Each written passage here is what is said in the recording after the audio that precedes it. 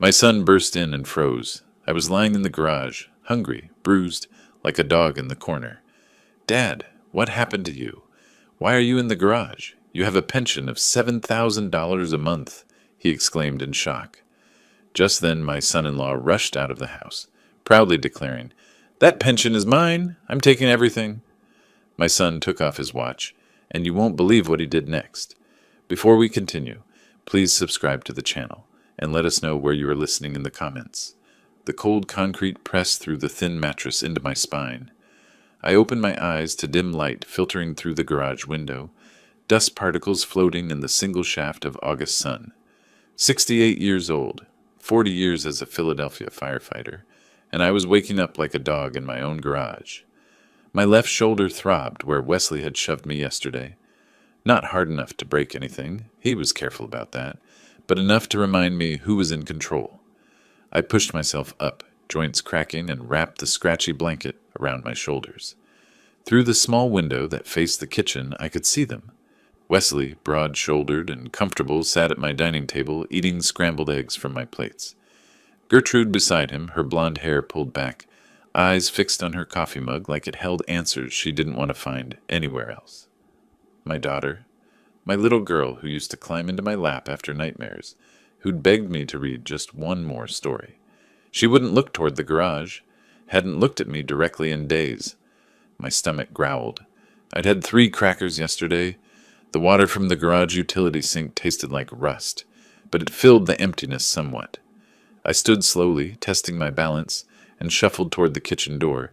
My hand reached for the handle. The door opened before I could knock. Wesley filled the frame, 6'2" to my 5'9". His eyes were flat, uninterested. "I just need coffee," I said. My voice came out hoarse. "Just coffee, Wesley." "Garage residents don't get kitchen privileges." He crossed his arms. "That's the rule. You know the rule." I looked past him to Gertrude. She was staring at her plate now, fork pushing egg around in circles. "Gertrude, sweetheart?" She didn't lift her head. "Wesley's right. You should go back, Dad." Not Daddy. Not Papa. Just Dad, delivered in that flat voice she'd been using for 2 weeks, ever since they'd moved me out here. The formality cut deeper than Wesley's shove had.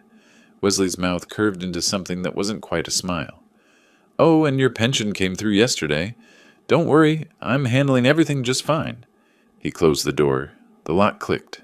I stood there for a moment, hands still raised, before turning back toward the mattress. My fingers clenched into fists, then released, clenched again. The anger was there, small but bright, like an ember buried in ash. The flip phone sat on the concrete floor beside my pillow. I'd kept it for emergencies after my smartphone disappeared 10 days ago.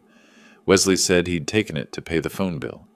I picked it up with shaking hands and checked the text notification from the bank, the automated system I'd set up months ago, back when I still controlled my own accounts. Withdrawal, $7,000. New balance, 147.23 pause. $7,000. My entire pension payment. Gone. I sat on the mattress and stared at the screen until the numbers blurred. On the wall across from me, my old firefighter uniform hung from a nail. The dark blue fabric, the badge that caught the weak light. The patches from Station 19, where I'd worked my last 15 years. That uniform had seen smoke and flame, had been soaked in water from broken hydrants, had smelled like ash and sweat and courage. Now it watched me sleep on a garage floor. I'd trusted Wesley. That was my first mistake. 3 months ago, when he'd offered to help with my finances, I thought he was being kind, responsible, a good son-in-law helping his retired father-in-law manage the bills. I'd signed the papers without reading them carefully. Gertrude had smiled and called me a good dad. Wesley had shaken my hand. The trap had already closed. I just hadn't felt it yet. Through the window, I watched Wesley laugh at something on the television, my television, in my living room. He'd rearranged the furniture last week, pushed my recliner into a corner, and replaced it with a leather sofa I'd never seen before. Charged to my credit card, probably. Everything was charged to my accounts now. I looked down at the flip phone again. Daniel's number was the only one programmed in. My son living 2 hours away in Harrisburg with his wife and kids. I hadn't spoken to him in 3 months. Wesley had taken my smartphone before I could call him, and this old flip had no credit left. The automated voice had made that clear yesterday when I'd tried. Insufficient credit. Please add funds to make this call. But I had no funds. Wesley had everything. I set the phone down and walked back to the window. My reflection stared back at me from the glass. Thinner than I used to be. Gray stubble on my jaw. Bruises yellowing on my shoulder. An old man. A defeated man. Except something in my chest had shifted. The ember was spreading.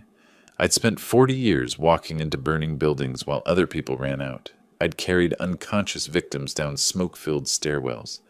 I'd stood on rooftops while flames licked at my boots and figured out how to get my crew home alive.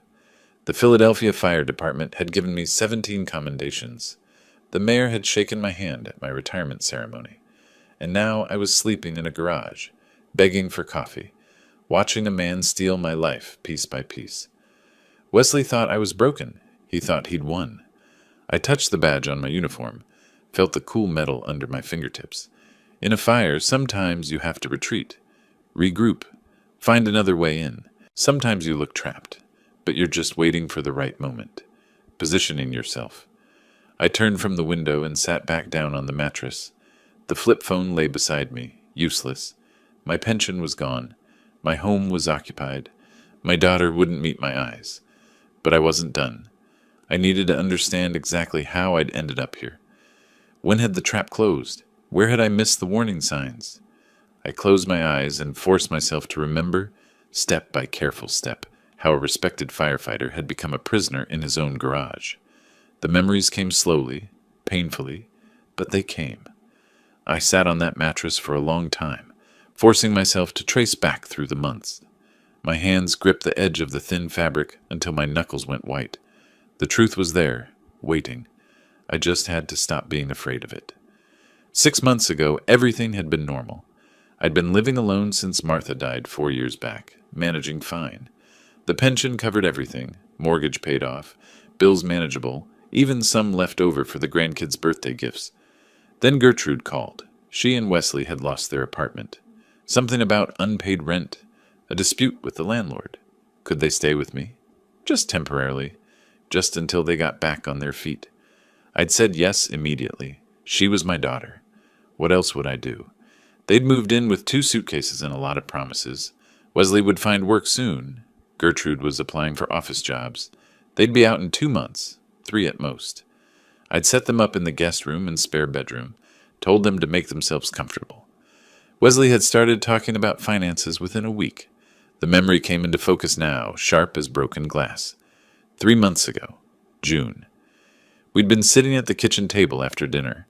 Gertrude was washing dishes, humming something. Wesley had a folder of papers printed from the computer I'd let him use. "Ambrose," he'd said, friendly, helpful. "I've been thinking, you're managing a lot here. Bills, insurance, the pension payments. What if I helped? Took some of that burden off your shoulders?" I'd been tired. I'd spent the afternoon pulling weeds in the heat. "I appreciate it, Wesley, but I've got it under control." "I know you do." He'd opened the folder. "But what if something happens? What if you get sick or forget a payment? With power of attorney, I can handle everything. You just relax, enjoy retirement." I'd frowned at the papers. Legal language, dense paragraphs. "Power of attorney? That sounds serious." "It's standard. Limited power of attorney, just for banking convenience." He'd clicked a pen, positioned it on the first signature line. "You keep control of everything important." Gertrude had come over then, set a cup of coffee beside me, kissed my cheek. "Dad, Wesley's good with finances. It'll be easier for everyone." "You're sure this is standard? For family helping family?" "Absolutely," Wesley had smiled. "My uncle did the same thing with my grandfather. Made everything smoother." I'd signed. 3 pages, 6 signature lines, initials in 4 places. Wesley had pointed to each spot, and I had signed without reading the fine print. Why would I need to? He was family. The trap was set. For a while, nothing changed. Bills got paid. My pension arrived like always. Wesley said he'd moved everything to a joint account for easier management, but I had access. If I needed cash, I could ask. No problem. 6 weeks passed before I noticed. The memories shifted forward. Late July. I'd been opening mail at the kitchen table, mostly junk, some catalogs. Then the bank statement. I'd opened it out of habit and stared at the balance. $347. That couldn't be right. My pension was $7,000 a month. Even with bills, there should have been thousands left. I'd called the bank. The woman on the phone had been polite, patient. Yes, Mr. Russell, your pension is being directly deposited. No, not to this account anymore. It's auto-transferring to a different account, the joint account ending in 4792. Set up 2 months ago. I'd found Wesley in the living room watching television. Wesley, I need to talk to you about the bank accounts. He'd barely looked up. What about them? My pension. It's going to some other account. The woman at the bank said joint account. Oh, that's the one I set up. More efficient. He'd reached for the remote. Change the channel. Don't worry about it. But I need access to... You have access. I'll give you cash as needed. He'd glanced at me then, and something in his eyes had been different, harder. It's better this way, Ambrose. Trust me. The alarm bells had started then. Quiet at first, but there. I'd started watching more carefully after that. Noticed the new laptop that appeared in the spare bedroom. The expensive dinners Wesley brought home. Steaks, wine, food I couldn't afford. The leather jacket Gertrude wore, tags still attached. $300 visible on the sleeve. When the credit card statement arrived, forwarded from the joint account, I'd seen it all. Electronics, restaurants, clothing, furniture. Thousands of dollars. My thousands. 1 month ago, I'd confronted him. The memory burned now, made my hands shake, even sitting in the garage. I'd waited until Gertrude was at the grocery store. Wesley had been in my recliner, feet up, drinking my beer. Wesley, where's my pension? I'd been holding the bank statements, 6 of them highlighted in yellow. The account is empty. Where's my money? He'd set down the beer slowly. Our money? You signed it over. I'm managing it properly. Managing it? You're stealing it. My voice had risen. I never agreed to this. I signed papers for convenience, not for you to... He'd stood up, fast. Suddenly he was close, using his size, his height. I'd stepped back instinctively. You signed the papers, he'd said, voice cold. It's legal. Power of attorney means I control the accounts. And if you make trouble, Ambrose, I'll have you declared incompetent. You're old, you're forgetful. You're clearly not capable of managing your own affairs. Nursing home. Think about it. The shove had come then. Not a punch. That would leave marks people would ask about. Just his palm against my chest, hard enough to send me stumbling backward into the wall. My shoulder had hit first, the same shoulder that throbbed now. Gertrude had come home 10 minutes later. She'd seen me holding my shoulder, seen Wesley sitting calmly with his beer. She'd looked at me, looked at Wesley, and said nothing. That's when I'd known. She was complicit. Not forced, not deceived. Complicit. 2 weeks ago, they'd stopped pretending. Wesley had called me into the dining room like I was an employee. Gertrude had been there, silent, hands folded. New arrangement, Wesley had said. You're using too much space in the house. The garage has everything you need. Mattress, sink, toilet. You stay out here unless you have permission to enter. I'd started to protest. He'd cut me off. Your choice, Ambrose. Garage, or I call social services and have you evaluated for senile dementia. Your call. I'd moved my mattress that night, carried it through the kitchen while they watched television. Now, sitting in the August heat with the flip phone dead in my hand, the full picture was clear. Every piece, every step of the trap. For weeks I'd been thinking like a victim. Trapped, helpless, afraid. But victims don't survive burning buildings. Firefighters do. And firefighters don't panic. They plan. They find the exits. They know the structure's weaknesses. They wait for the right moment. I stood and walked to my uniform, touched the badge again. Remembered, in a fire, sometimes you have to retreat to advance. Sometimes you look beaten, but you're positioning yourself for the next move. Wesley thought he'd won, thought I was broken. He was wrong. I looked at my reflection in the garage window. Older, thinner, bruised. But my eyes were different now, harder, clearer. I couldn't call Daniel, not yet. Not without a real phone. But Wesley had given me something valuable. Time. 2 weeks in this garage, watching them through that window. I'd learned their patterns, their routines. When Wesley left for his afternoon walks, when Gertrude took her long baths, where they kept the spare keys, how the house sounded when they slept. I'd learned something else too. I wasn't done fighting. Not even close. The next day, something changed. Something Wesley didn't expect. Friday evening, the garage had that particular quality of silence. Not peaceful, just empty. I sat on the old wooden chair I'd dragged from the corner, watching shadows lengthen through the window. My posture was different now, straighter. The bruise under my left eye had turned yellowish purple, 2 days old from Wesley's accidental elbow. But something inside me had shifted since yesterday's memories. I wasn't just surviving anymore. I was waiting. Then I heard it, the specific rumble of Daniel's Honda Accord, the one with the slightly loose exhaust he kept meaning to fix. My heart seized in my chest. Hope and dread collided like chemical reactions. Not now, not like this. He couldn't see me like this. But the engine cut off, car door slammed. Footsteps on the driveway. Through the small window, I watched the house.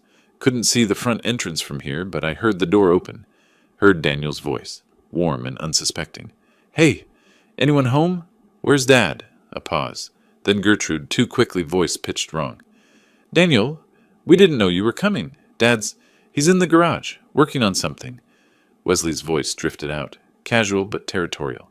"Daniel, long time." I stood slowly, hands shaking. Part of me wanted to call out, warn him somehow. Another part wanted to hide, preserve the illusion that everything was fine, protect my son from the truth. But my legs wouldn't move either direction. "Where's the garage?" Daniel asked. He knew where it was. He'd grown up in this house. The question was a challenge. Footsteps approached. The garage door swung open. Light from the house flooded in, and Daniel's silhouette filled the doorway.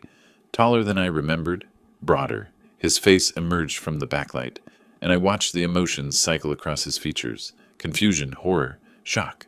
His eyes found mine, then tracked down to the bruise, the mattress on the concrete, the single thin blanket. "Dad?" His voice cracked slightly. "Dad, what? What happened to your face?" I couldn't speak, couldn't form words. Just stood there like a specimen under examination.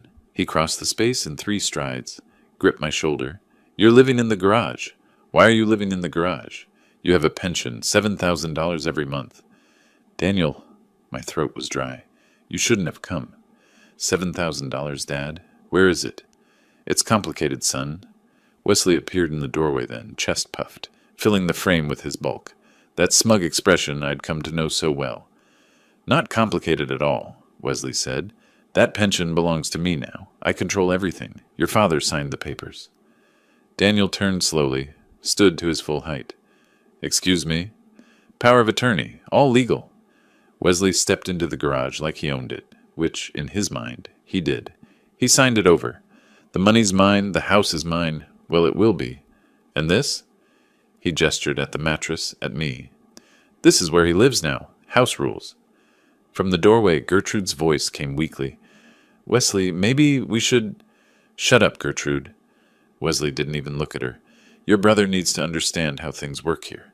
Daniel's jaw tightened. His hand moved to his wrist, to the watch there. An Omega, stainless steel catching the light. I'd seen it before, Christmas 2 years ago. He'd been proud of it. Company gift for hitting targets 3 years running. He unclasped it. The click was loud in the silence. Waited in his palm for a moment, then set it down on the dusty workbench with deliberate precision. "This watch is an Omega," Daniel said, each word measured and cold. "Company gave it to me for hitting targets 3 years running, worth about $8,000. He looked at Wesley. "Take it." Wesley blinked. "What?" "Take the watch, take it, and walk out of this house right now, before I make a phone call you won't like." The watch sat between them on the workbench. $8,000 in stainless steel and craftsmanship, sitting on sawdust and old oil stains. Wesley stared at it, then at Daniel, then at the watch again. His face went through calculations. Greed, suspicion, anger. Behind him, Gertrude had gone pale, one hand pressed to the doorframe for balance. "Take it," Daniel repeated. "Last chance."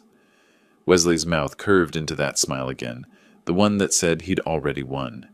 He reached down, lifted the watch, turned it over in his thick hands. "Nice watch," he said, setting it back down. "But why would I take $8,000 when I've got $7,000 coming in every month? For free?" Daniel's voice stayed level. That pension isn't yours. It is now. Power of attorney, kid. All legal. Wesley crossed his arms, confident. You want to call the cops? Go ahead. They'll tell you the same thing. Your old man signed it over. His choice. Daniel's hand slid into his pocket, pulled out his smartphone. Wesley's smile widened. Be my guest, Wesley said. They won't do anything. I've got the paperwork. The pension gets deposited into my account. This house? Once I get him declared incompetent, it'll be mine too. And he lives in the garage because those are the rules now. My rules. I watched Daniel's face. Watched something shift behind his eyes. He held the phone casually, angled away from Wesley. His thumb moved across the screen, but he didn't raise it to his ear. You're forcing him to live out here, Daniel said quietly. Not a question, a prompt. Forcing? Wesley laughed. He's free to leave any time. Find himself a nice nursing home. State-run facility for incompetent seniors. That's his other option. And you're spending his pension. My pension now, legally transferred. Like I said, paperwork's all in order. Gertrude made a sound from the doorway, almost a whimper. Wesley, maybe we should just... Daniel didn't look at her. His voice went cold. Don't. Not one word, Gertrude. Danny, you don't understand. We needed... I'll talk to you later. Daniel's eyes never left Wesley. Right now, I'm getting Dad out of here. Wesley stepped forward. He's not going anywhere. This is his home. Daniel moved to my side, put a gentle hand on my shoulder. Dad, get up. We're leaving. I stood. My legs felt weak, but Daniel's grip steadied me. Wesley blocked the door. You can't just... Move! Daniel's voice carried something I'd never heard before. Not anger. Something colder than that. Authority. Wesley hesitated. For the first time since this started, I saw doubt flicker across his face. Then he stepped aside. Daniel guided me past him, past Gertrude, who pressed herself against the wall, through the house that used to be mine. I didn't look at the furniture, the rearranged rooms, the life they'd built with my money. Just kept walking. Daniel's hand steady on my shoulder until we reached his car. He opened the passenger door, helped me in like I was fragile. Maybe I was. We pulled out of the driveway. I watched the house recede in the side mirror. Wesley stood in the doorway, arms crossed, still wearing that confident smile. He had no idea what Daniel had just done. The car felt like a different world, clean, warm, safe. I sat in the passenger seat, hands folded in my lap, watching Philadelphia suburbs slide past the window. Evening lights coming on, people in their houses living normal lives. You shouldn't have seen that, I said finally. Daniel's hands gripped the steering wheel. His jaw was tight. How long, Dad? How long has this been happening? 3 months since the papers. 2 weeks in the garage. The bruise? I touched my eye without thinking. 2 days ago. He gets angry when I ask questions about the money. The muscles in Daniel's jaw worked. He said nothing else until we pulled into a Holiday Inn Express parking lot. Got out, came around, opened my door like I might break if handled roughly. We walked to the lobby together. He paid with a corporate credit card, told the desk clerk, visiting family. Got 2 key cards. The elevator ride was silent. The hallway was silent. He unlocked room 214, held the door. 2 beds, clean white linens, television, bathroom with actual hot water. I stood in the middle of the room and felt something crack inside my chest. Sit down, Dad. Daniel pulled out the desk chair. I'm ordering dinner. He called room service. Ordered more food than 2 people could eat. Steak, baked potato, green beans, salad, bread, soup. When I started to protest the cost, he just shook his head. The food arrived 20 minutes later. Daniel set it out on the desk, handed me a fork and knife. I looked at the steak. Thick, properly cooked, steam rising, and my hands started shaking. When did you last eat? Daniel asked quietly. Yesterday. 3 crackers. He watched me cut the first piece, watched me chew slowly, carefully, like someone who'd forgotten what full felt like. Didn't say anything, just watched, with an expression that made my chest hurt worse than hunger ever had. I ate half the steak before I had to stop. My stomach had shrunk. Daniel wrapped the rest, put it in the mini fridge for later. Then he pulled out a legal pad from his laptop bag, clicked a pen, sat across from me with the methodical air of someone starting a project debrief. Tell me everything, he said. From the beginning.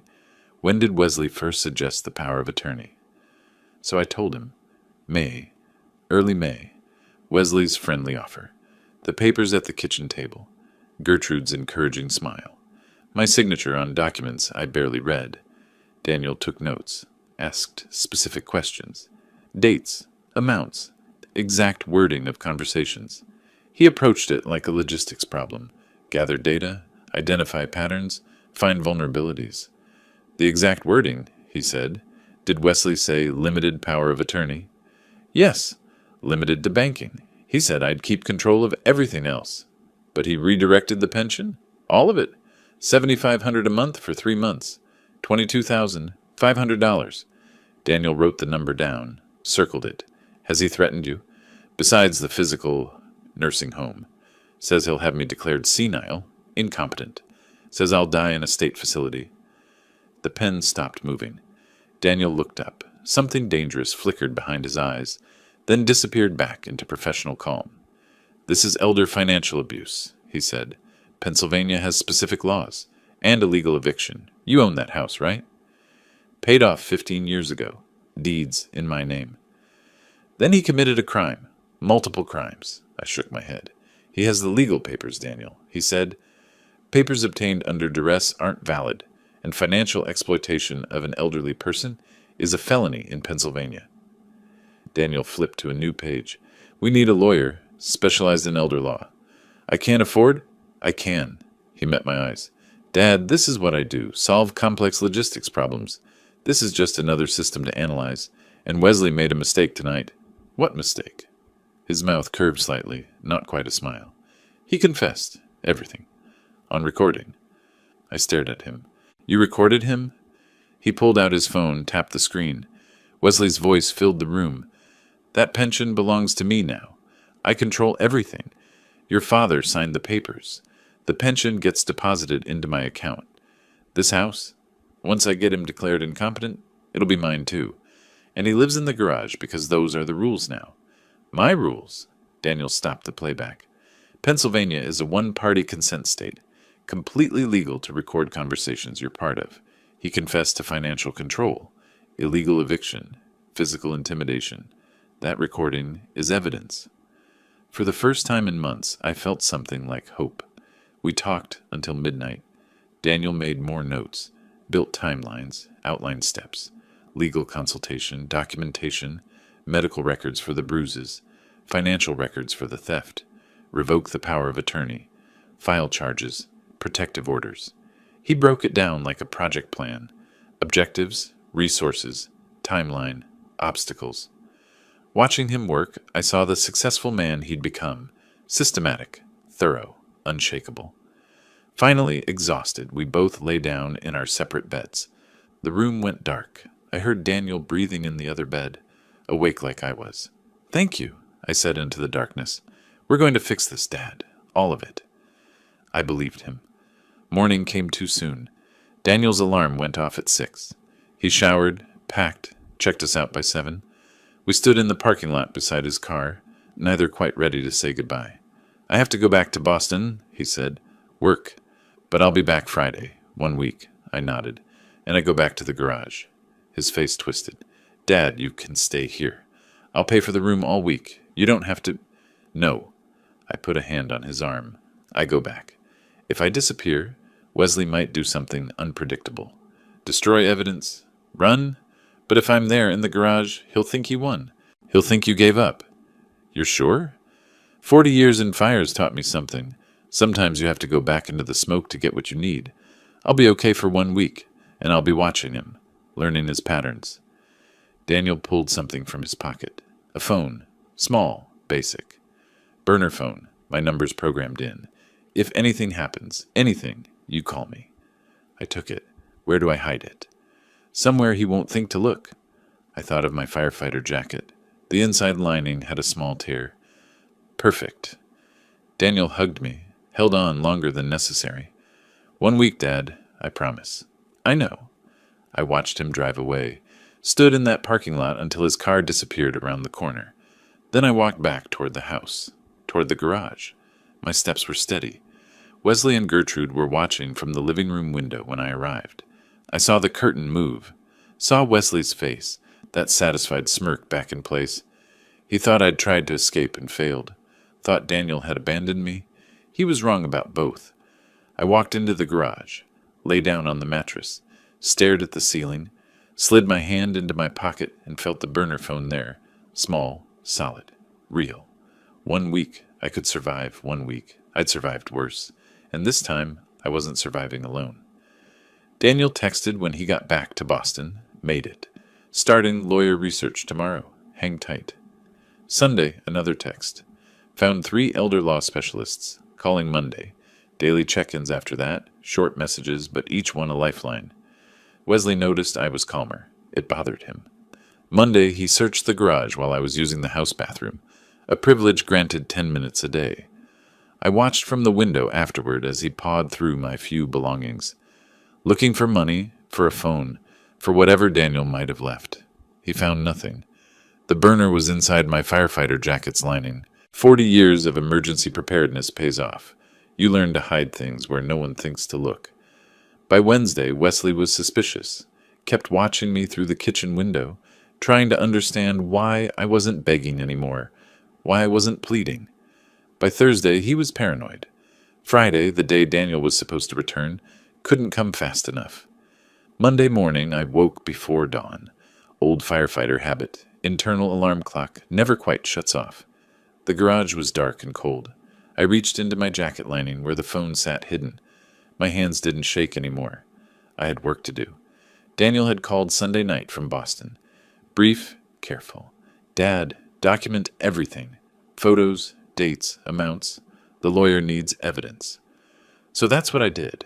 I photographed the mattress first, then the concrete floor, the lack of insulation, the single blanket that did nothing against the chill, the utility sink with rust stains, the view from my window toward the house where Wesley and Gertrude lived their comfortable life on my money. In a dusty corner, I found an old contractor's notebook, spiral-bound, half the pages still blank. I started writing. May 8th, Wesley suggested power of attorney, said just for convenience. May 10th, signed papers at kitchen table, Gertrude present, reassuring. June 15th, discovered pension redirected to joint account, $75 on $100 missing. The dates came easier than I expected. Firefighter training again. We logged everything, every call, every incident. Turned out financial abuse had the same structure as any other emergency. Timeline, evidence, witnesses. Through the garage window, I watched Tuesday unfold. A delivery truck pulled up around noon. 2 men wrestled a massive box toward the front door. 70-inch television, the logo visible even from my vantage point. Wesley directed them like a homeowner. Proprietary gestures, satisfied smile. I photographed it through the window. Wasn't perfect quality, but good enough. Timestamp, clear image. Later that afternoon, the SUV appeared. Brand new Ford Explorer. Gleaming black. Temporary dealer tags visible. Wesley and Gertrude walked around it, admiring. He'd bought it without selling the old sedan. Just added a second vehicle to the fleet.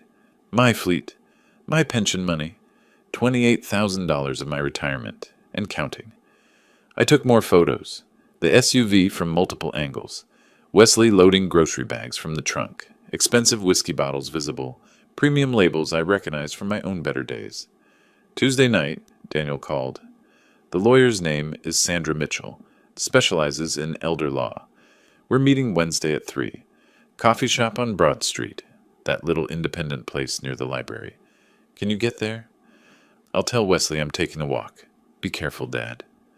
Wednesday morning, Wesley was watching me. I felt his eyes through the kitchen window as I sat on the garage chair, pretending to read an old magazine I'd found. Around 2, I stood, stretched, made a show of needing movement. Going for a walk, I called toward the house. Get some air. No response. Just that feeling of being watched. I walked 6 blocks to the coffee shop. The world outside my garage felt strange. Normal people doing normal things. Buying coffee, laughing at phones, living lives that didn't include sleeping on concrete floors. Daniel was already there, corner booth. The woman beside him was mid-50s, professional gray suit, leather briefcase on the table. She stood when I approached, extended her hand. Mr. Russell, I'm Sandra Mitchell. Daniel's told me about your situation. Before we begin, I need to hear it directly from you. Everything that's happened. I sat, took a breath. Where do I start? Start with the power of attorney. When did Wesley first mention it? So I told her. The whole timeline. The friendly offer that became a trap. The papers I signed without reading carefully enough. The gradual theft of my pension, my autonomy, my home. The physical intimidation. The garage. Sandra took notes, quick shorthand, occasionally stopping me to clarify dates or amounts. She had the focused intensity of someone who'd seen these cases before and knew exactly what mattered. When I finished, she pulled out a tablet, connected headphones, pressed play. Wesley's voice filled the tiny space between us. That pension belongs to me now. I control everything. Your father signed the papers. The pension gets deposited into my account. This house? Once I get him declared incompetent, it'll be mine too. She stopped playback, removed the headphones, looked at me directly.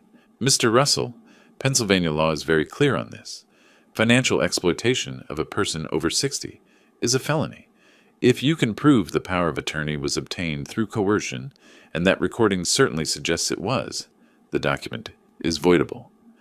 But Wesley says it's legal. He says the police won't help. He's wrong. She pulled papers from her briefcase. What he's done is elder financial abuse. Pennsylvania takes it seriously. Additionally, evicting you from your own home, that's illegal detention and property theft. She paused. So we can stop him, but more importantly, we can charge him. Criminally. The word hung in the air. Criminally. Daniel leaned forward. Tell her about your documentation, Dad. I showed her the notebook, the timeline, the amounts, the specific dates and incidents. Sandra studied each page, nodding. This is excellent. Detailed. Specific. This will be powerful in court. She looked up. You were a firefighter? 40 years. Philadelphia Fire Department. That training is saving you now. She scrolled through the photos on the burner phone Daniel had shown her. These images, your living conditions, clear evidence, combined with the recording. She set down the phone. Mr. Russell, we have a strong case, but we need one more thing. What? Medical documentation. The bruises, the weight loss. We need a doctor to examine and document them officially. Can you do that? When? Tomorrow, if possible. The fresher the documentation, the better. We talked for another hour. Sandra outlined the legal process. Revoke the power of attorney, file for protective orders, pursue criminal charges, recover the stolen pension. Each step precise, methodical, achievable. I'd spent 3 months feeling helpless. 40 minutes with Sandra Mitchell, and I had a plan. When we left, Daniel walked me partway back, stopped at the corner 2 blocks from the house. You okay, Dad? I'm okay. He hugged me. 1 more week, maybe less. I walked the last 2 blocks alone. Something felt wrong before I even turned onto my street. Wesley's SUV was parked crooked in the driveway, like he'd been in a hurry. The garage door was slightly open. I always closed it completely. My hand went to my jacket pocket, touched the outline of the burner phone. Still there. But something had changed. I could feel it. I pushed open the garage door. Wesley sat on my workbench, legs dangling, holding something in his hand. As my eyes adjusted to the dim light, I saw what it was. Pieces of a phone. A phone just like the one in my pocket. My hand flew to my jacket. The pocket was empty. The lining torn open. He'd found it. My mattress was overturned. The firefighter jacket lay crumpled on the concrete, its interior lining ripped. My few belongings scattered across the floor. He'd torn the place apart. Wesley held up the shattered phone, screen dangling in fragments. His smile was triumphant. What's this, Ambrose? Where'd you get a phone? I made my voice small, submissive. Daniel gave it to me, just to call him sometimes. Daniel gave it to you. Daniel who took you away last week. Daniel who thinks he can interfere. He slid off the workbench, used his height to tower over me. Who have you been talking to? Just Daniel, I swear, just my son. Liar! He stepped closer. You've been leaving the garage every day. Where do you go? Walks, just walks, to get air. He threw the phone pieces at my feet, plastic and glass scattered across concrete. You think I'm stupid? You think I don't notice things? My heart hammered, but my mind stayed clear. The phone was a decoy. The real evidence was already with Sandra. The photos were sent Tuesday. The timeline was in Daniel's email Monday night. This phone? Let him think he found the threat. You want to know something funny, old man? Wesley's voice dropped lower. More dangerous. That power of attorney you signed? It's not just financial. It's medical, too.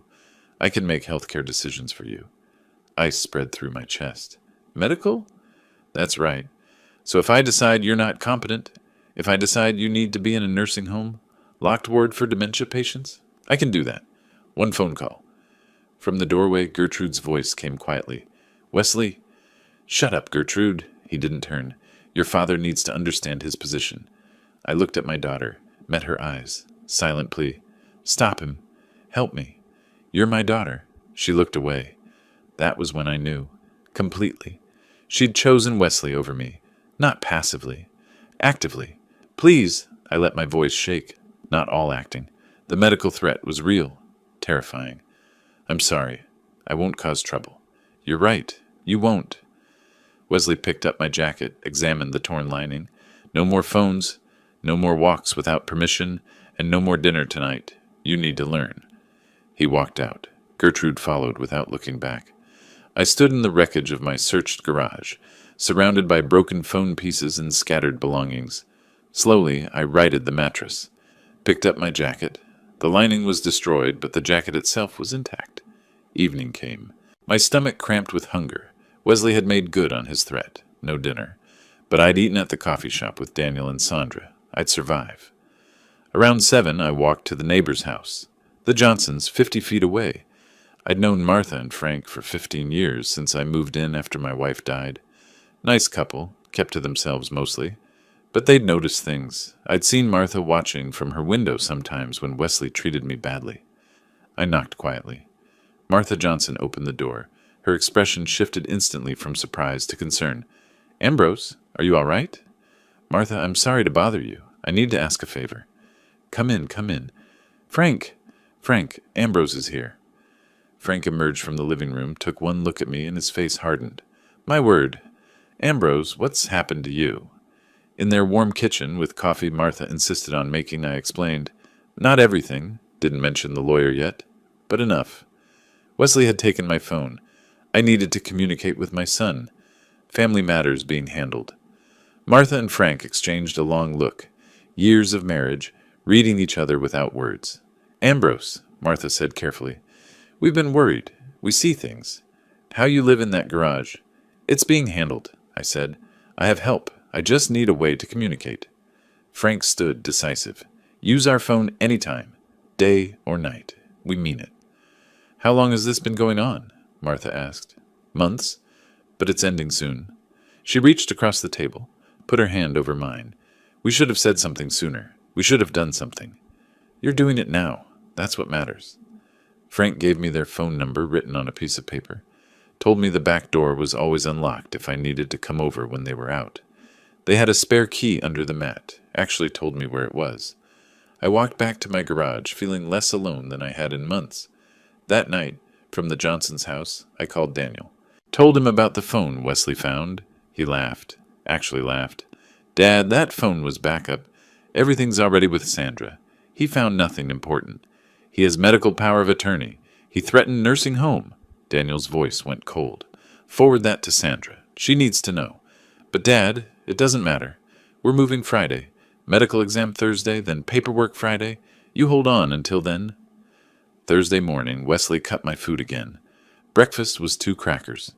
Dinner would be the same if I got dinner at all. The shower schedule changed too. Once per week now, Sundays only. He was tightening the cage, trying to break whatever spirit he sensed hadn't broken yet. But I had an appointment that day. Sandra had arranged it. Medical examination at a clinic downtown. Documentation of the bruises, the weight loss, the effects of Wesley's abuse. Not just for court, for the criminal charges Sandra said were coming. I told Wesley I was going for a walk. He watched me leave with suspicious eyes, but said nothing. At the clinic, Dr. Sarah Chen examined me thoroughly. Asked questions I answered honestly. Photographed the yellowing bruise under my eye. Weighed me. I'd lost 23 pounds in 3 months. Documented muscle loss, signs of malnutrition, stress indicators. Mr. Russell, she said quietly, filling out forms, I'm required to report this. What's being done to you is abuse. It's being reported, I told her. by a lawyer. Criminal charges are coming. She handed me copies of everything. Good. You deserve better than this. Walking back, I stopped at the Johnsons' house. Martha made me lunch. Real lunch, sandwich and soup and fruit.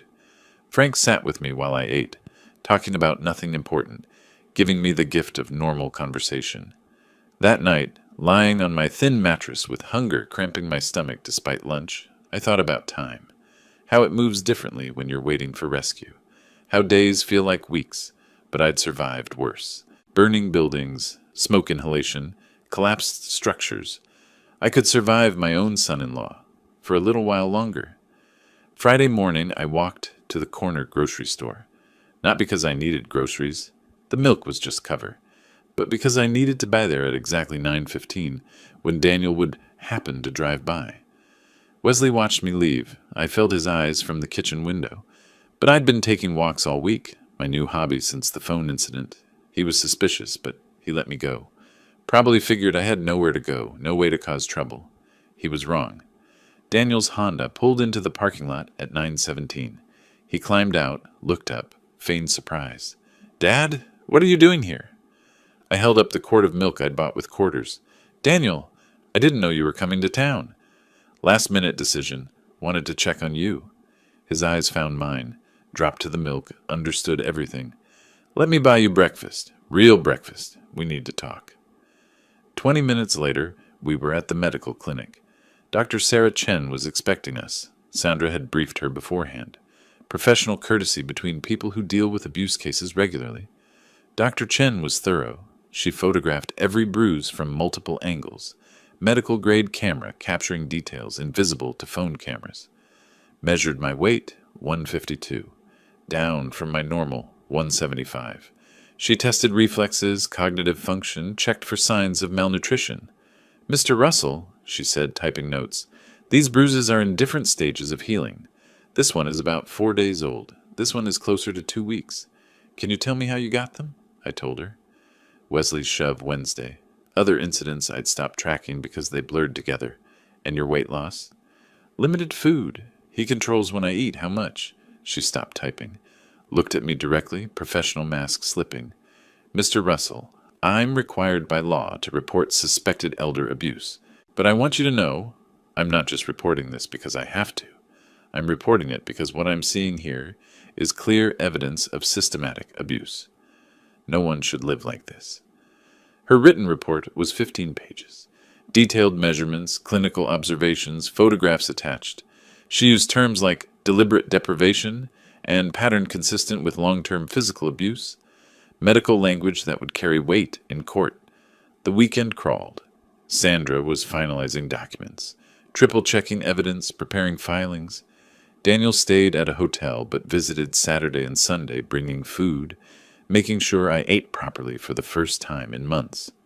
Monday morning, Sandra called from the Johnsons' phone. "Mr. Russell, the documents are filed, all 3 actions.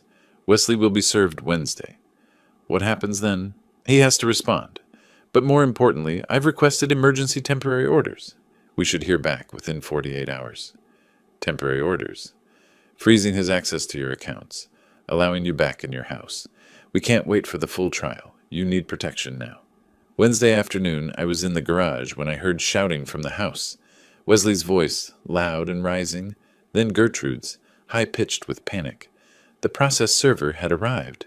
Through the window, I watched the scene play out.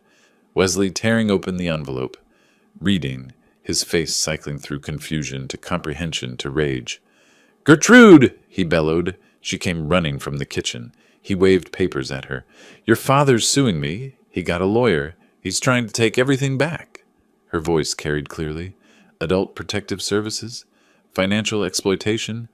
Wesley, this says criminal investigation." I sat on my mattress and allowed myself a small smile. The counterattack had begun. That evening, from the Johnsons' phone, I listened as Daniel described Wesley's frantic lawyer search, attorney after attorney declining once they reviewed the evidence. The recording was the killer. Wesley boasting about controlling the pension, forcing me into the garage. What he'd thought was demonstration of power had become confession to multiple crimes. Finally, Wesley found someone. Attorney James Kovach, Recent graduate, solo practitioner, desperate for clients. Can we win? Wesley had apparently asked. Long pause on the recording Daniel played for me, then Kovach's voice, we can try. Even his own lawyer knew they were doomed. Thursday morning I woke to my phone, the Johnsons' landline, which I'd been keeping in the garage overnight with their permission. Sandra's voice was crisp, professional, excited. Emergency orders granted. As of now, Wesley's financial access is frozen. And Mr. Russell, you have the right to move back into your house. Today. I sat on the thin mattress one last time, looked around the garage that had been my prison for 3 weeks, the concrete floor, the single bulb, the window through which I'd watched my life being stolen. Then I stood, gathered my few possessions into a plastic bag, and walked to the front door. Wesley was in the living room, watching. I'm moving back inside, I said. Guest bedroom. He stood. You can't just... I held up the printed court order Daniel had emailed to the Johnsons. Court order says I can. Section 2, paragraph 3. Read it if you want. His voice went dangerous. You're making a mistake, old man. I met his eyes. No fear anymore, just cold certainty. The only mistake I made was trusting you. That won't happen again. I walked past him to the guest bedroom, closed the door, turned the lock. The click of that lock was the sweetest sound I'd heard in months. Thursday morning, 10:15, Teresa Williams pulled into the driveway in a county vehicle marked Adult Protective Services. I watched from my new window, the guest bedroom window, not the garage, as Wesley straightened his shirt, arranged his face into a welcoming expression, and opened the front door before she could knock. Good morning. You must be Ms. Williams. Welcome, welcome. We're so glad you're here to clear up this misunderstanding. I'd seen enough performances in my firefighting career, people lying to investigators after arson, claiming electrical fires when they'd torched their own businesses for insurance. Wesley sounded exactly like that. Too helpful, too smooth. Teresa Williams, carrying a tablet and professional camera, didn't smile back. I'm Teresa Williams from Adult Protective Services. We received a complaint regarding the living situation here. I need to interview everyone in the household and inspect the premises. Gertrude appeared, nervous energy radiating. Can I get you coffee? Water? We want to help however we can. Teresa ignored the hospitality offer. Let's begin with the garage. I understand Mr. Russell has been staying there? Wesley's performance stumbled. He wanted privacy, independence. We offered him a bedroom, but he preferred... Show me. They walked to the garage. I stayed in my room, listening through the wall. Heard Teresa's camera clicking. Heard her voice, cool and professional. There's no heat source, no bathroom, one mattress on concrete. You expect me to believe a 68-year-old man chose this over a bedroom in the house? He's stubborn. You know how elderly people can be. I know how elder abuse presents, Mr. Matthews, and this looks exactly like it. The kitchen table interview came next. Wesley and Gertrude were sent to the living room. Teresa knocked on my door. Mr. Russell, I need to speak with you privately. We sat across from each other. She set her tablet between us, started recording. Mr. Russell, I need you to be completely honest with me. Are you afraid of Wesley? Yes. Has he physically harmed you? Yes, multiple times. The most recent was last week. I touched the fading bruise under my eye. There have been others. Did you choose to live in the garage? No. He forced me out there 3 weeks ago. Said it was the new rule. I own this house. Paid it off 15 years ago. But he has power of attorney. He controls my pension. He controls everything. I paused. Controlled. Past tense now. She wrote rapidly. The power of attorney. Did you sign it willingly? He pressured me. Threatened to put me in a nursing home if I didn't cooperate. I was afraid. 20 minutes of questions. I answered each one with facts, dates, specific incidents. No embellishment necessary. The truth was damning enough. After my interview, Teresa spoke with Wesley and Gertrude separately. Their stories were too coordinated, too rehearsed. I heard fragments through the walls, phrases that sounded scripted, explanations that contradicted my timeline. Then Teresa left, walked next door to the Johnsons. She was there for 45 minutes. When she came back, her professional mask had cracks in it, controlled anger simmering beneath. She took more photographs of the garage, measurements, notes. Then she left without saying goodbye to Wesley. Friday morning, the temporary orders arrived. Daniel called me on the Johnsons' phone, excited.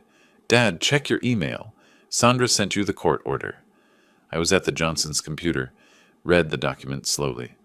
Wesley Matthews is hereby enjoined from accessing any financial accounts belonging to Ambrose Russell. Does that mean? It means he can't touch your money, not a dollar. And look at Section 2. Ambrose Russell is granted immediate right to reside in his primary residence. I was already inside, but the order made it official, legal, uncontestable. What about Wesley? He can't stop you. If he tries, he's in contempt of court.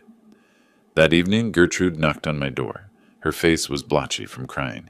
"Dad, can we talk?" "What do you want, Gertrude? How could you do this? We're your family. We took you in when—" I opened the door wider, looked at my daughter, this woman who'd watched her husband abuse me for months, and said nothing. "You took me in?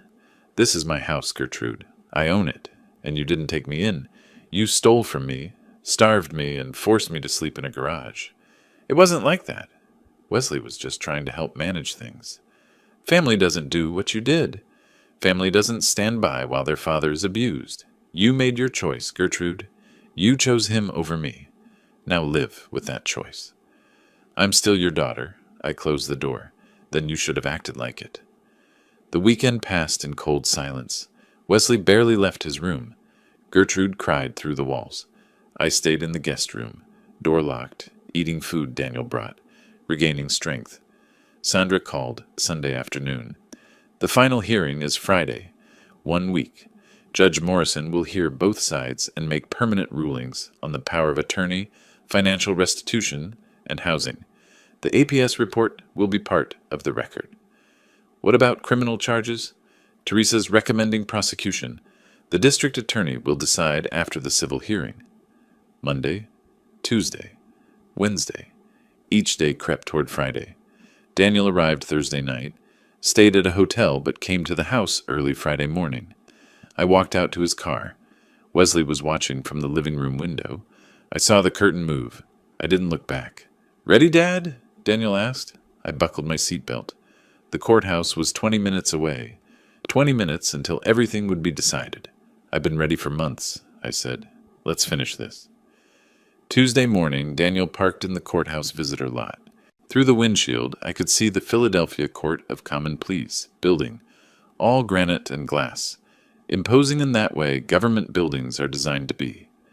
"You ready, Dad?" Daniel asked. Was I ready? Ready to face Wesley in front of a judge? Ready to have strangers examine my humiliation, my bruises, my garage mattress on a courtroom screen? "Let's go," I said. Because ready or not, this was happening, and I'd rather face it standing than hide from it beaten. Sandra was waiting outside courtroom 5, navy suit, leather briefcase, the picture of professional confidence. She shook my hand. "Good morning. How are you feeling, Mr. Russell?" "Nervous. Ready." "That's good. Nerves keep you sharp." She glanced at her watch. "The judge has allocated 2 hours for this hearing. I'll present our evidence first. Medical, photographic, financial, and audio. Kovach will try to rebut. Then she'll rule. Could be today, could be next week. But given the temporary orders, I expect a decision today." Inside, the courtroom was exactly what I expected. High ceilings, wood paneling, the judge's bench elevated like an altar of justice. Wesley sat at the defense table with Attorney Kovach, wearing an ill-fitting suit, Gertrude beside him, face pale. Wesley's eyes found mine, held them for a moment, then looked away. Judge Patricia Hendricks entered at precisely 10 o'clock. Late 60s, steel-gray hair, the kind of face that had seen everything twice and wasn't impressed either time. "Be seated. Ms. Mitchell, you may proceed with your opening statement." Sandra stood. "Thank you, Your Honor. This case is straightforward. The defendant, Wesley Matthews, systematically exploited his father-in-law through financial manipulation, physical abuse, and unlawful deprivation of housing. We have medical evidence, photographic evidence, financial records, witness testimony, and most damningly, an audio recording of Mr. Matthews confessing to these actions." She clicked her remote.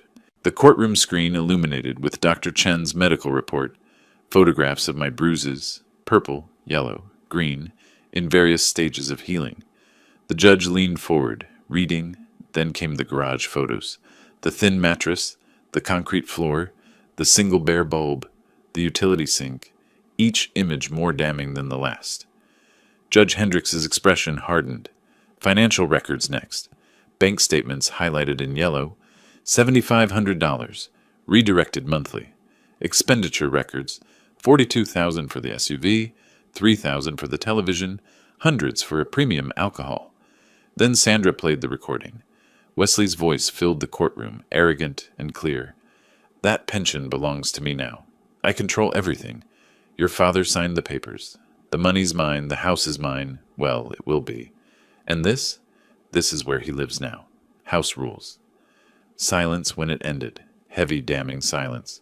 Please note that recording as Exhibit D, Judge Hendricks said. Ms. Mitchell, is that the defendant's voice? Yes, Your Honor. Recorded by Daniel Russell during a confrontation at the property. Pennsylvania is a one-party consent state. The recording is legally obtained. The judge looked at Wesley. Mr. Matthews, is that your voice? Yes. And did you make those statements? It was taken out of context. What context makes that pension belongs to me now acceptable when discussing someone else's retirement income? Wesley said nothing. Attorney Kovach tried his defense. Power of attorney was signed voluntarily.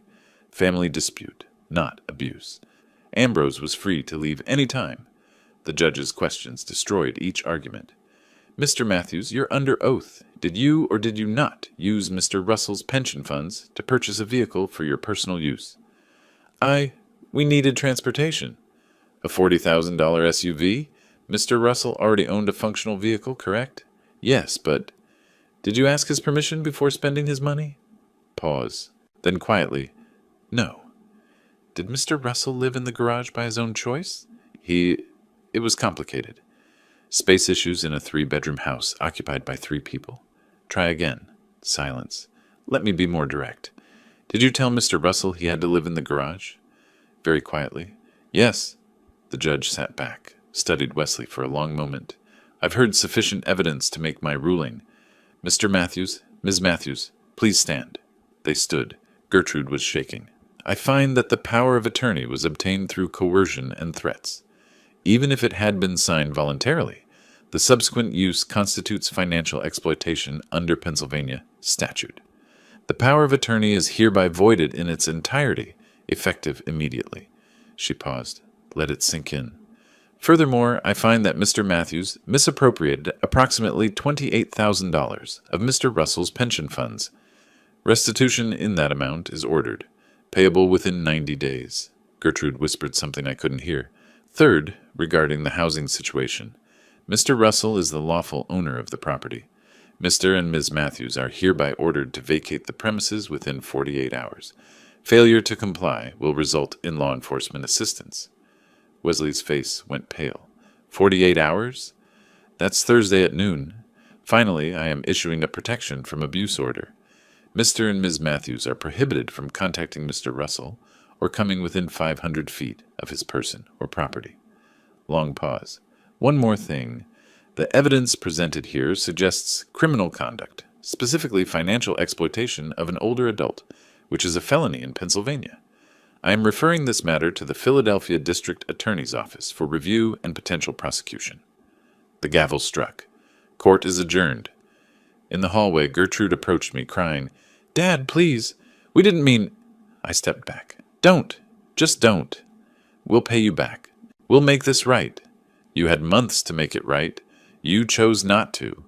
Daniel positioned himself between us. The judge issued a no-contact order. You need to leave. Wesley pulled Gertrude away, his voice venomous. This isn't over. Sandra stepped forward. Actually, Mr. Matthews, it is. And if you violate that protection order, you'll be arrested. I suggest you spend the next 48 hours packing, not making threats. We walked out into afternoon sunlight. The contrast was sharp, from the dim courtroom to bright August day, from testimony to vindication. Sandra shook my hand on the courthouse steps. You'll receive the written order within 24 hours. Enforcement begins immediately. If they're not out by Thursday noon, call the police. Daniel hugged me. It's over, Dad. You won. Not quite over. Wesley and Gertrude had 48 hours to pack and leave. Thursday at noon, I'd walk back into my home, truly mine again. But standing there on those courthouse steps, breathing free air, knowing the judge had seen the truth and ruled in my favor, that felt like winning. Tuesday evening, we sat in Daniel's hotel room. Sandra had gone home, but she'd left us with copies of the court order, highlighted sections marking our victories. "You should stay here until they're gone," Daniel said. "I've already paid for the room through Friday." I nodded. I wasn't afraid of Wesley anymore. The court had neutered him, but I didn't want to watch him pack. Didn't want to share space with him for even one more night. "Thursday noon," I said, reading the order again. "They have to be out by Thursday noon. 2 more days. I can wait 2 more days." Wednesday afternoon, I drove past the house, saw boxes through the windows, chaos of frantic packing. Gertrude spotted me from the living room, came outside, face streaked with tears. "Dad, please, can we talk?" I kept the car running but rolled down the window. "What is there to say, Gertrude?" "I'm sorry. I know I should have stopped him. I should have protected you." "You're right. You should have. You made your choice when you let him put me in that garage, when you stood by and watched him starve me." I was scared. Wesley, he controlled everything. I didn't know how to. I was scared too. I was 68 years old, being beaten and starved, and you're my daughter. You should have helped me. "I know. I'm so sorry." "I love you, Gertrude. You're still my daughter. But the trust is broken. Maybe someday we can repair it. But right now, I need you to leave my house and let me heal." She sobbed. "I understand. Goodbye, Gertrude." I drove away without looking back. Thursday at 11:45, Daniel and I stood in the driveway. At 11:52, a U-Haul pulled out, Wesley driving, Gertrude in the passenger seat, both staring straight ahead. The truck disappeared around the corner. Silence. Then I walked to the front door. My door. Inserted my key. Stepped inside. The house was empty of their presence. Keys on the kitchen counter. Rooms cleared. The silence was different now. Not oppressive, but peaceful. "Welcome home, Dad," Daniel said behind me. Friday became Restoration Day. The locksmith arrived at 9. Changed every lock. Front door, back door, garage, basement. I pocketed the new keys. "The old keys are useless now," the locksmith confirmed. "Good," I said. "I want him to have nothing that works here anymore." At the bank, the manager closed my old accounts, opened new ones with 2-factor authentication. Even if Mr. Matthews tried to present the old power of attorney, our system would flag it immediately. "It's really over then," I said, "from a banking perspective?" "Yes, sir. Your money is yours again." Security cameras came next. Front door, back door, motion sensors. The technician showed me the monitoring app on my phone. "You can see who's at your door before you answer," he explained. Layer by layer, I reclaimed control. Physical security, financial security, peace of mind. Saturday morning, the Johnsons arrived with a still warm apple pie. "Welcome home, Ambrose," Frank said. "Properly home." "Thank you. For the pie and for everything. For testifying. For letting me use your phone. For caring." "We should have done more sooner," Martha said. "You did enough. You did what mattered." We sat in my living room again, sharing coffee and pie, talking about normal things, weather, neighborhood gossip, the upcoming block party, normal conversation, a gift I hadn't realized I'd lost until I had it back. After they left, Daniel and I sat together in comfortable silence. I held my coffee in my favorite mug, the one I'd retrieved from the back of the cabinet where Gertrude had hidden it. On the mantel, an old family photo. My late wife, young Gertrude, teenage Daniel, all smiling, all together. A family that no longer existed in that form, but whose love still shaped who I'd become. "How are you feeling, Dad? Really?" "Tired, relieved, strange." "Strange how?" "I'm in my own house, drinking coffee from my own cup, sitting in my own chair. Things that were normal 6 months ago feel like luxuries now. They should never have been taken from you." "No, they shouldn't have." I paused. "You know what I keep thinking about? 40 years I spent running into burning buildings, saving people, and I never thought that someday I'd need to save myself from my own family. But you did save yourself. You fought back. You won." "I did, with your help." I looked at him. "What you did, coming when you did, believing me, finding Sandra. I couldn't have done it alone. You shouldn't have had to do it at all. But I'm proud of you, Dad. Standing up to Wesley, gathering evidence, going through that hearing, that took courage.